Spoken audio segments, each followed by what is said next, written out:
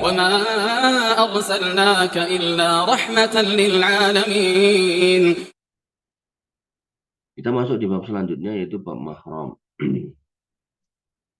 Mahram dalam Islam adalah wanita yang haram untuk dinikahi. Jadi nggak asal nikah itu, nggak asal seneng, mentang-mentang seneng terus dinikahin. Ternyata dia termasuk kategori mahram. Mahram itu terbagi menjadi dua, maaf. Yang pertama mahram mu'abbad. Mahram mu'abbad adalah wanita yang haram dinikahi untuk selama-lamanya, mu'abbad, abadi. Antara seorang dengan mahram mu'abbad diperbolehkan untuk bercampur baur, ikhtilat, artinya kumpul, serawung, ketemu. Nah, boleh berdua-duaan. Berdua-duaan di sini juga tentu pakai batas ya. Mentang-mentang boleh berdua-duaan terus ciuman itu ya nggak boleh. Kemudian menemani dalam safar, barengan, berjabat tangan, nggak boleh. Termasuk ikhtilat di sini ya ikhtilat dengan pakaian yang sopan ya. Kemudian ikhtilat terus nggak pakai baju ya nggak boleh juga. Nah, mahram mu'abbad ada 3. Yang pertama, mahram mu'abbad karena hubungan keturunan, nasab. Para ulama sepakat bahwa misalnya mahram nasab ada 7. Jadi tadi mahram itu dibagi 2 dulu. Pada pembagian mahram mu'abbad itu ada 7. Mahram mu'abbad ada 3. Yang pertama karena keturunan. Nah, dari sisi keturunannya ada 7. Yang pertama ibu ke atas. Nah, ibu itu mahram selamanya. Ya, maka boleh tadi di atas tadi. Boleh ikhtilat, boleh berduaan, boleh menemani safar, boleh jabat tangan. Tapi dalam konteks ikhtilat di sini ya bukan berarti terus ibunya cuman pakai BH aja di depan anaknya laki-laki, ya enggak juga gitu. Itu tetap harus dijaga ya. Mandi, keluar dari kamar mandi ya terus cuman pakai kemben atau pakai anduk tok ya jangan. Hal-hal seperti ini juga perlu dipahami gitu. Karena setan itu pintar ya gitu. Jadi ibunya merasa alah ini anak saya gitu terus sembarangan, akhirnya anaknya seneng lah, terkira terjadi perzinahan ibu dan anak. Itu terjadi itu karena menggampangkan ya, kondisi-kondisi yang harusnya juga harus dijaga tapi digampangkan ya. Nah, yang masuk dalam kategori adalah semua wanita yang memiliki hubungan melahirkan walaupun jauh, ibu, nenek dari bapak maupun ibu atau ibunya nenek dan seterusnya. Ya, jadi ibu kita itu mahram, terus ibu kita atau nenek dari ibu kita ya mahram, ibunya bapak kita, nenek dari bapak dari sisi bapak kita juga mahram. Jadi kita nggak boleh menikahi mereka selamanya. Nggak boleh nikahi ibu, nggak boleh nikahi nenek. Kemudian anak perempuan terus ke bawah. Ini juga gitu. Nah, ada bapak-bapak yang melihat anaknya cantik, akhirnya senang. Nah, ini nggak boleh dalam Islam. Yang termasuk dalam kategori adalah semua wanita yang memiliki hubungan kelahiran. Ya, kalau tadi memiliki hubungan melahirkan, kalau ini hubungannya dilahirkan, yaitu anak perempuan ke bawah. Yaitu anak perempuan, cucu perempuan dari anak perempuan, cucu perempuan dari anak laki-laki, dan seterusnya ke bawah. Itu nggak boleh dinikahi oleh bapaknya, nggak boleh dinikahi oleh kakeknya, dan seterusnya ke atas. Ya, itu mahram semuanya. Kemudian yang ketiga yaitu saudara perempuan dari semua arah. Saudara perempuan sekandung, saudara perempuan sebapak, dan saudara perempuan seibu. Saudara perempuan sekandung kita bisa pahami yaitu yang pernah ya dilahirkan oleh ibu dan bapak yang sama. Ya, saya punya bapak A, punya ibu B. Nah, itu kemudian saya punya kakak-kakak, nah, itu atau mungkin punya adik perempuan, nah itu adalah saudara sekandung. Adapun saudara seperempuan sebapak itu adalah mungkin bapak kita ada yang nikah dengan seorang janda, gitu kan. Nah, janda ini kemudian sudah membawa, ya maaf, ada mungkin ibu kita nikah dengan seorang duda. Nah, duda ini adalah bapak kita, gitu kan. Nah, bapak kita membawa kita, kemudian menikah dengan ibu tiri kita, kemudian melahirkan melahirkan anak yang baru, gitu kan. Nah, anak ini adalah saudara sebapak kita, kebetulan perempuan, maka nggak boleh dinikahi. Kemudian ada juga saudara perempuan seibu, gitu kan. Nah, jadi ibu kita janda, kemudian nikah dengan bapak tiri kita, kemudian punya anak. Nah, anak dari ibu kita ini itu adalah saudara perempuan seibu, itu nggak boleh dinikahi. Tapi kalau janda bahwa punya anak laki-laki atau perempuan, kemudian duda punya anak laki-laki atau perempuan, yang memang dibawa dari awal, artinya bukan sebapak dan bukan seibu. Jadi bapak dan ibunya bertemu ketika mereka sudah lahir, gitu kan. Maka kedua orang anak tiri ini boleh menikah, kalau itu boleh. Nah, kemudian yang keempat, bibi dari bapak terus ke atas. Ya, jadi kita punya bapak kita punya adik atau kakak, itu bibi, nah itu nggak boleh dinikahi. Ibu nanti di sini, bibi dari jalur ibu ke atas. Itu saudara perempuan ibu, saudara perempuan nenek, dan seterusnya, gitu kan. Maka itu bibi dari ibu ke atas, itu nggak boleh dinikahi. Jadi saudara perempuan dari ibu, itu mungkin ya tante, bude, atau apa aja namanya, mak etek, itu kan, makwu, ini nggak boleh dinikahi. Kemudian yang keenam, anak perempuan saudara laki-laki atau keponakan dari pihak saudara laki-laki terus ke bawah. Jadi saudara laki-laki kita itu punya anak perempuan. Nah, maka ponakan kita yang perempuan nggak boleh dinikahkan.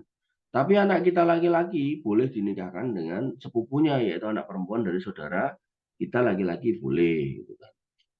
Nah, tapi kemudian nomor tujuhnya anak perempuan dari saudara wanita, yaitu keponakan dari pihak wanita. Jadi kita punya saudara perempuan, dia punya anak perempuan, nah, maka kita nggak boleh menikahi. Tapi dinikahkan dengan anak kita boleh. Hal ini berdasarkan firman Allah Subhanahu wa taala, "Hurimat alaikum ummahatukum." Diharamkan buat kalian, ibu-ibu kalian, wa banatukum dan anak-anak perempuan kalian, wa akhwatukum dan saudara-saudara perempuan kalian, wa ammatukum dan bibi-bibi kalian dari pihak bapak kalian, yaitu ammah, wa khalatukum yaitu bibi dari pihak ibu kalian, kemudian wa banatul akhi anak dari saudara laki-laki kalian, wa banatul ukhti dan saudara maaf dan anak perempuan dari saudara perempuan kalian. Ini semua diharamkan di dalam agama ini. Sehingga dengan demikian seluruh kerabat seseorang dari nasab adalah haram untuk dinikahinya kecuali sepupu, yaitu anak-anak perempuan dari paman dari pihak bapak, anak perempuan dari pihak ibu, anak perempuan dari pihak bibi dari pihak bapak, dan anak perempuan bibi dari pihak ibu. Empat wanita inilah yang halal untuk dinikahi.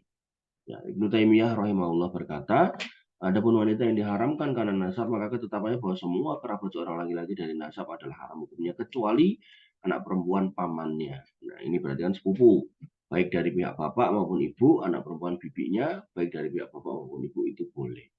Ya, jadi kita nggak boleh menikahi bibi kita, tapi boleh menikahi anak apa namanya, anaknya itu boleh. Gitu. Tentu bibi dan paman ini yang nggak boleh dinikahi ini yang punya hubungan langsung dengan orang tua kita. Gitu. Nah, misal saya punya bapak, bapak saya punya adik laki-laki. Terus si adiknya laki-laki ini kan nikah dengan wanita. Nah, wanita itu adalah bibi saya kan. Nah, yang hubungan darah dengan bapak saya paman saya, merupakan adiknya gitu. Maka kalau paman saya meninggal, saya menikahin bibi saya boleh. Gitu kan. Bibi dalam artian istri dari saudara laki-laki bapak saya. Nah, tapi kalau kemudian yang saudaraan dengan bapak saya adalah si bibi itu, kemudian si om saya itu meninggal, ya saya nggak boleh menikahi. Jadi itu yang perlu difahami ya. Jadi yang punya kekerabatan langsung dengan orang tua kita itu tidak boleh dinikahi, ya. Tapi istrinya atau pasangannya itu boleh ketika si paman sudah meninggal. Nah, kemudian yang kedua karena hubungan pernikahan, ya. Jadi karena hubungan nasab. Nah, sekarang karena hubungan pernikahan. Mahram karena hubungan pernikahan ada 4, yaitu istrinya bapak, ya, atau ibu tiri ke atas. Jadi bapak kita nikah, gitu kan, maka ibu tiri apabila sudah digauli oleh bapak kita maka tidak boleh dinikahi. Oh, gimana cara tahunya digauli? Apa ya kelihatan? Ya kalau dia sudah melahirkan anak dari bapak kita itu sudah masuk dalam wilayah digauli. Para ulama telah bersepakat bahwa wanita yang telah diikat dengan akad pernikahan oleh bapak maka haram untuk nikahi anaknya walaupun belum terjadi jima. Oh, di sini dikatakan malah walaupun belum terjadi jima tetap nggak boleh. Hal ini berdasarkan firman Allah Subhanahu wa taala, "Wala tankihu man nakaha aba'ukum minan nisa illa ma qad salaf." Dan jangan kau nikahi siapa aja yang dinikahi bapakmu ya dari wanita kecuali yang dulu telah berlalu. Artinya zaman dulu itu ya ada orang-orang yang memang sudah pernah melakukan ya pernikahan atas istri-istri yang ditinggalkan oleh bapaknya. Innahu kana fahisatan wa maqta wa sa'a sabila. Itu adalah perbuatan fahisah dan jalan yang dibenci oleh Allah Subhanahu wa taala dan jalan yang buruk gitu. Kemudian Ibnu Katsir berkata, rahimahullah, yuharrimullahu ta'ala zaujatul aba tukrimatul lahum. Allah mengharamkan subhanahu wa ta'ala istri-istri bapak kalian untuk penghormatan tukrimatul lahum, untuk penghormatan bagi bapak.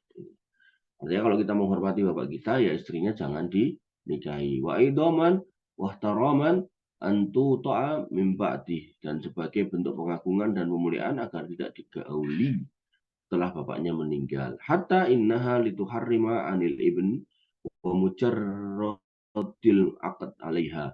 Bahkan si bapak tersebut tetap haram bagi anaknya walaupun hanya dengan diadakannya akad nikah bapaknya atas wanita tersebut. Artinya ini adalah pendapat dari Ibnu Katsir bahwasanya walaupun itu wanita belum digauli tetap nggak boleh. Wahada amrun mujma'un alaih, dan ini adalah perkara ya, yang telah disepakati oleh para ulama. Menurut Ibnu Katsir ini adalah ijma. Jadi istri bapak kita walaupun belum digauli tetap tidak diperbolehkan dalam syariat ini.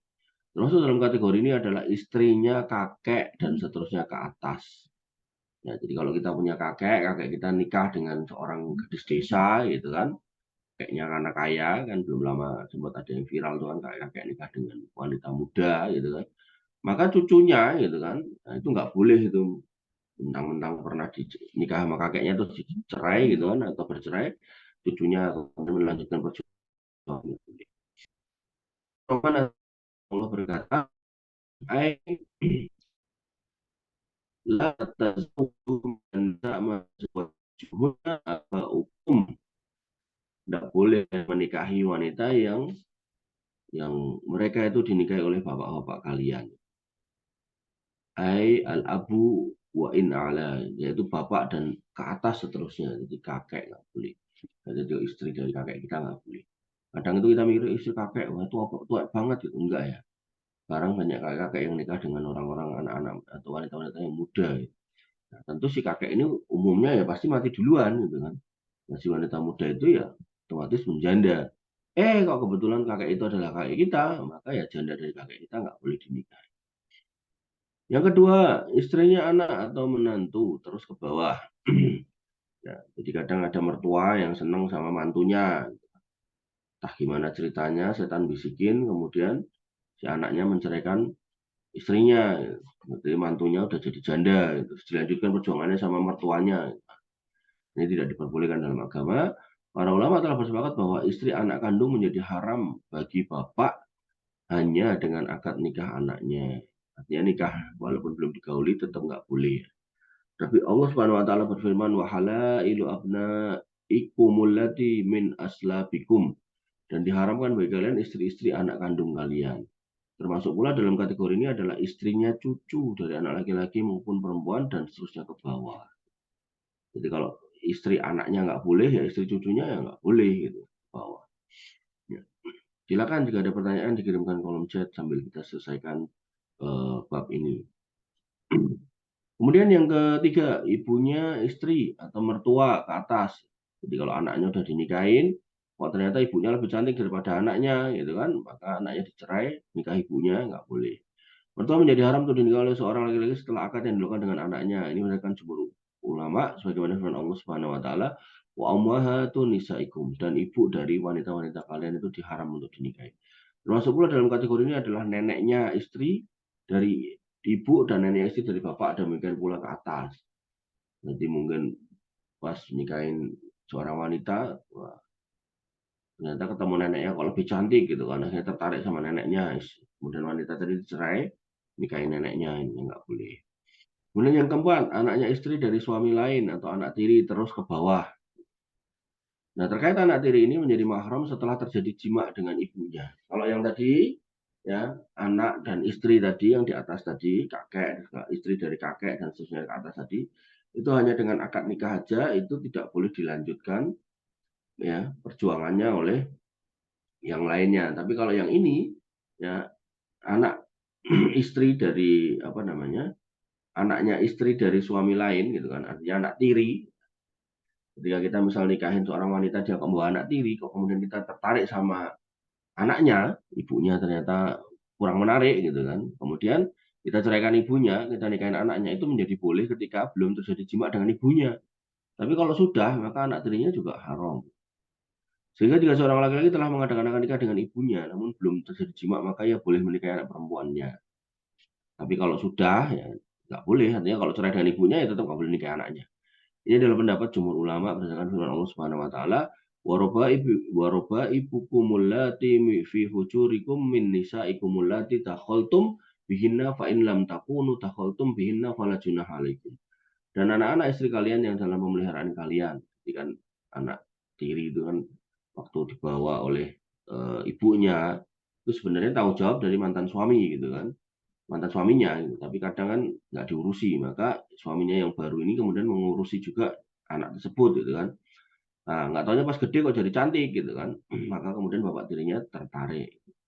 Nah, maka ketika itu terjadi, maka dikatakan di sini fi hujurikum, dalam pemeliharaan kalian, min nisaikum allati takhaltum bihinna, ya dari wanita-wanita yang telah kalian gauli. Fa in lam takunu takhaltum, kalau kalian belum gauli itu ibunya bihinna wala junaha alaikum, ya nggak apa-apa gitu. Kalau di logika aja, ketika anaknya itu kecil ibunya dinikahi, terus anaknya sampai jadi gede, si suami atau bapak tiri itu kemudian tertarik, ya masa selama sekian tahun suaminya nggak berhubungan dengan ibunya, kayaknya kan nggak mungkin. Pasti sudah pernah walaupun sekali. Oleh karena itu maka dalam konteks itu bapak tiri nggak boleh menikahi anak tirinya. Nah, termasuk dalam kategori ini adalah perempuan.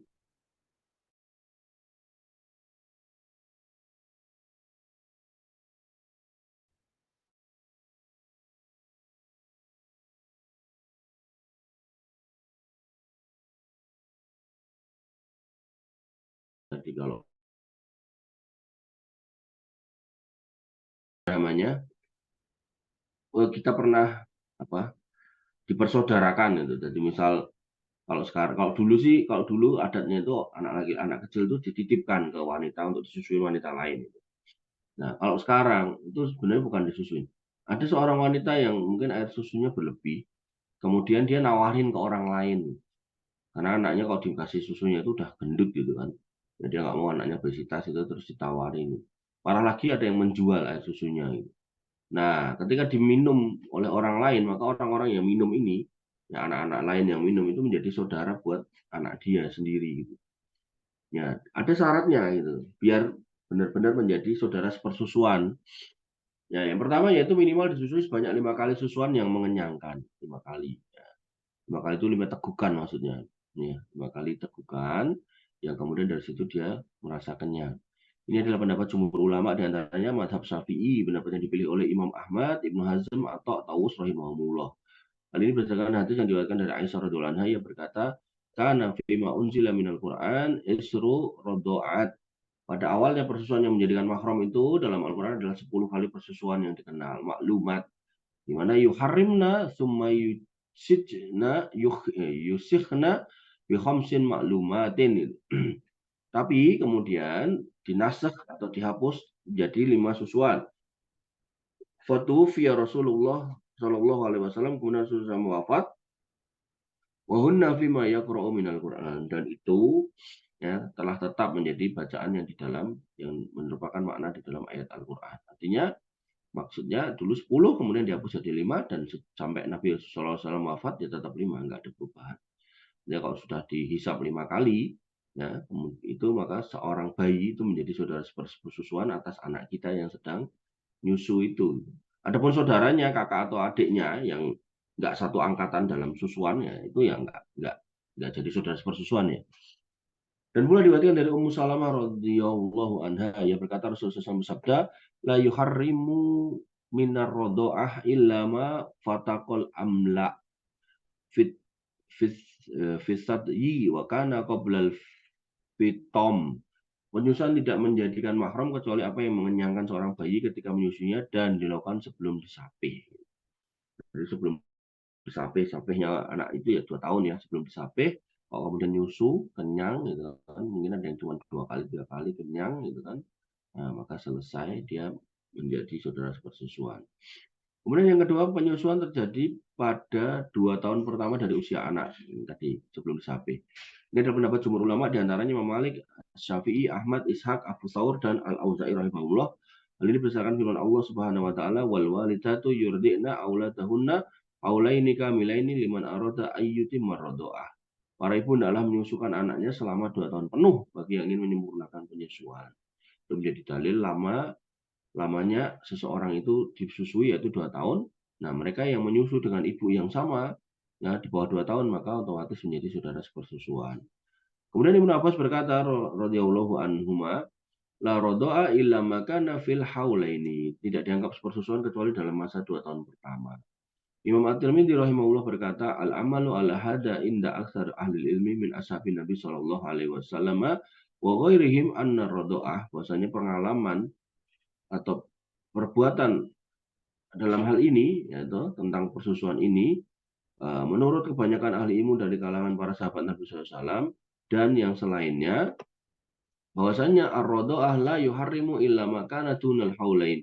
Radha'ah itu tidak menjadikan haram untuk dinikahi atau menjadikan mahram yang haram untuk dinikahi kecuali ketika dia dilakukan di bawah 2 tahun. Wa makana ba'dal haulaini al-kamilaini fa innahu la yuharrimu syai'an. Adapun jika penyusuan itu dilakukan di atas 2 tahun, artinya kalau ada anak umur 3 tahun dikasih susu, fa innahu la yuharrimu syai'an, maka tidak menjadikan mahram sedikit pun. Mahram karena persusuan sama dengan mahram karena nasab. Nah, artinya kalau tadi nasab tadi enggak boleh gitu, menjadi mahram selamanya, maka yang terjadi adalah ketika menyusu dengan air susu dari ibu yang sama itu menjadi mahram selamanya juga. Dan persusuan menjadikan wanita yang menyusui sama kedudukannya seperti ibunya. Artinya wanita yang pernah kita minum air susunya itu menjadi kayak ibu kita, jadi nggak boleh kita nikah juga. Diriwayatkan oleh Ibnu Abbas radhiyallahu anhuma, Nabi SAW bersabda, yuharrimu minar radha'ah ma yuharrimu minan nasab. Diharamkan dari susuan sebagaimana diharamkan pada nasab. Dengan demikian, di antara mahram karena persusuan adalah 1, wanita yang menyusui ibu susuannya terus ke atas. Ya, jadi kalau kita menyusu pada seorang wanita, maka ibu dia nggak boleh kita nikahi. Termasuk dalam kategori ini adalah nenek susuan, baik dari pihak ibu susuan maupun bapak susuan. Kemudian ibu dari nenek susuan dan seterusnya. Kemudian ada perempuan wanita yang menyusui. Artinya ketika kita menyusu pada seorang perempuan, maka anak wanita yang dia susui ya, itu tidak boleh kita nikahi. Baik yang dilahirkan sebelum dan sesudah susuan. Termasuk pula dalam kategori ini adalah cucu perempuan dan anak perempuan, dari anak perempuan dan maupun anak laki-laki dari susuan dan seterusnya. Kalau berdasarkan kitab ini, maka semua anak perempuan dari ibu susuan itu nggak menjadi mahram buat kita. Kemudian saudara perempuan sepersusuan, yaitu setiap anak yang menyusu kepada ibu susuan meskipun waktu menyusunya berbeda. Ya, jadi kalau misal ada orang lain lagi yang disusui sama ibu susu kita itu, maka dia juga menjadi mahram buat kita. Kemudian yang keempat, saudara perempuan wanita yang menyusui, yaitu bibi susuan dari pihak ibu susuan. Artinya si ibu yang kita menyusu kepadanya itu dia punya adik atau punya kakak perempuan, itu menjadi haram buat kita. Kemudian saudara perempuan suami dari ibu susuan, yaitu bibi susuan dari pihak bapak susuan. Ya. Kemudian anak perempuan dari anak perempuan ibu susuan, jadi cucunya, keponakannya, anak perempuan dari anak perempuan ibu susuan. Ini harusnya cucu. Kemudian anak perempuan dari anak laki-laki ibu susuan, yaitu keponakan susuan. Kemudian istri lain dari bapak susuan atau ibu tiri susuan. Jadi kita pernah nyusu pada seorang wanita, dia punya suami, kemudian si ibu susu kita meninggal, suaminya ini kemudian nikah lagi, nah, maka ibu tiri atau ibu tiri susuan itu, nah, itu nggak boleh kita nikahin. Kemudian istri dari anak susuan, itu menantu dari anak susuan, termasuk dalamnya masalah ini adalah istri dari cucu dan anak susuan, ibu susuan dari istri, termasuk dalamnya adalah nenek susuan dan seterusnya. Kemudian anak susuan dari istri atau anak tiri susuan, termasuk dalam masalah ini adalah cucu perempuan dan anak perempuan dan seterusnya. Baik, demikian yang bisa kita sampaikan dan kita diskusikan. Kurang lebih mohon maaf. Assalamualaikum warahmatullahi wabarakatuh. Assalamualaikum warahmatullahi wabarakatuh.